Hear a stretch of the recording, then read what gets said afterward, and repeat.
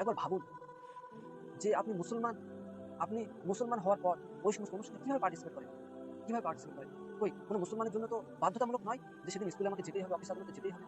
কিন্তু তারপরেও আজ ওই সমস্ত গার্জেনরা তাদের মেয়েদেরকে, তাদের ছেলেদেরকে সুন্দর সুসজ্জিত করে সেখানে পাঠিয়ে দেয়। মহতারাম বুজুর্গ দোস্ত, একসময় হুজুর সাল্লাল্লাহু আলাইহি ওয়াসাল্লাম হযরত ফাতিমা রাদিয়াল্লাহু তাআলা আনহার বাড়িতে গেলেন। তো তিনি যখন তিনার দরজার সামনে পৌঁছালেন, দেখলেন দরজায় একটা পর্দা রয়েছে। আর পর্দায় একটা প্রাণীর ছবির প্রতিচ্ছবি সেখানে রয়েছে সেই পর্দাতে। রাসূলুল্লাহ সাল্লাল্লাহু আলাইহি ওয়াসাল্লাম নারাজ হয়ে গেলেন। তিনি আর ঘরে ঢুকলেন না। চলে আসলেন বাড়িতে। হযরত ফাতিমা রাদিয়াল্লাহু তাআলা বুঝলেন যে এই পর্দার কারণে আমার আব্বা আজ নারাজ হয়েছেন। তো মহতারাম বুজুর্গ দোস্ত, যেখানে সামান্য পর্দা, শুধু তাই নয়, শরীয়তের হুকুম হলো যে অনুষ্ঠানে গান বাজনা হয়, যে অনুষ্ঠানে মদ পান করা হয়, যে অনুষ্ঠানে শরীয়ত বিরোধী কোনো কাজ করা হয়, সেই অনুষ্ঠানে যাওয়া হারাম। তাহলে কি করে যেখানে পুজো হয়, পার্বণ হয়, যেখানে শিরক হয়, সেখানে একজন মুসলমানের যাওয়া কি করে যায়? একটু ভাবুন। মহতারাম বুজুর্গ দোস্ত, একটু ভাবুন, কিয়ামতের দিন কোনো বাহানা চলবে না। আজ তো বিভিন্ন বাহানা দিয়ে আমরা চালিয়ে দিই। সেদিন কিন্তু কোনো বাহানা চলবে না।